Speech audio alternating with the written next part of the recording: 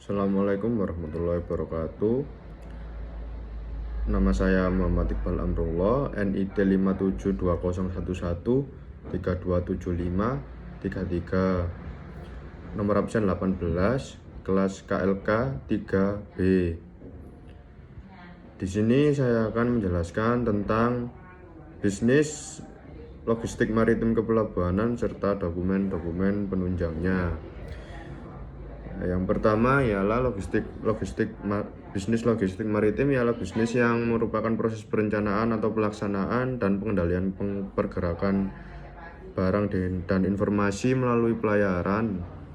Dan sistem ini juga adalah proses untuk interaksi bisnis atau integrasi antara berbagai pelaku bisnis maupun kegiatan bisnis logistik melalui perairan untuk meningkatkan kapasitas dan kinerja logistik dalam mengantar barang maupun jasa yang tepat di tempat yang tepat pada waktu yang tepat dan dalam kondisi yang diinginkan oleh customer. Biasanya ini juga dikaitkan dengan usaha pelayaran, operator terminal atau pelabuhan, dan penyedia jasa dan jasa pengiriman barang. Dan fungsi utama dari kegiatan pendukung bisnis logistik maritim ialah fungsi utama melalui pengiriman, yaitu memindahkan kargo dari pelabuhan ke pelabuhan ataupun pelabuhan terminal. Pengiriman ini juga membongkar muat kargo atau bongkar muat yang berhubungan dengan transportasi darat seperti mobil, kendaraan roda 2 dan lain-lain. Dan adapun kargo penelurusan, yaitu biasanya kayak pemesanan kapal dan mempersiapkan dokumen-dokumen yang diperlukan untuk pengangkutan laut dan perdagangan atas nama dari pengirim tersebut. Dan ada juga kegiatan pendukung.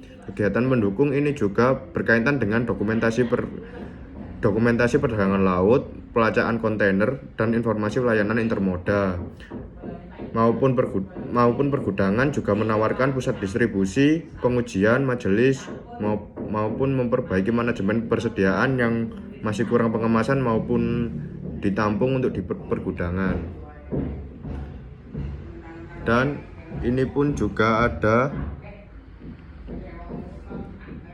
fungsi untuk menjalani kepelabuhanan itu sendiri, yang merupakan sebuah sistem kompleks yang mencakup berbagai elemen seperti otoritas pelabuhan, fasilitas pergudangan, agen pelayaran, dan petugas tambat, kapal penarik, dan lain-lain, terminal peti kemas, dan juga bisa polisi pelabuhan. Dan menurut Undang-Undang Nomor 17 Tahun 2008 tentang pelayaran, secara legal usaha jasa yang dapat diselenggarakan untuk mendukung kelancaran kegiatan kepelabuhanan.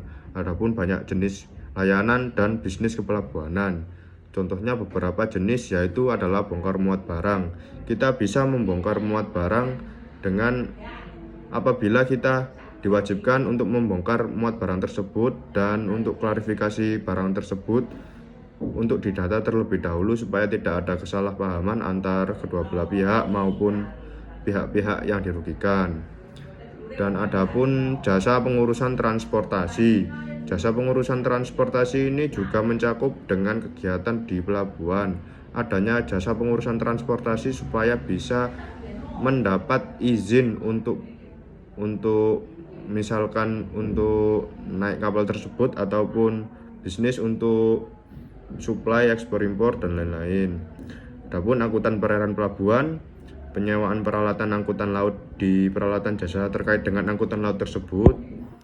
Juga ada kayak tali mandiri, depo peti kemas, dan pengelokan kapal atau ship management.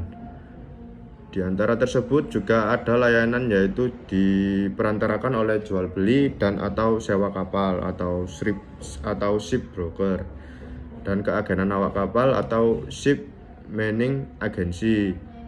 Nah, di situ juga biasanya ada sistem kompleks yang dapat digunakan untuk jasa bisnis di logistik kepelabuhanan tersebut. Logistik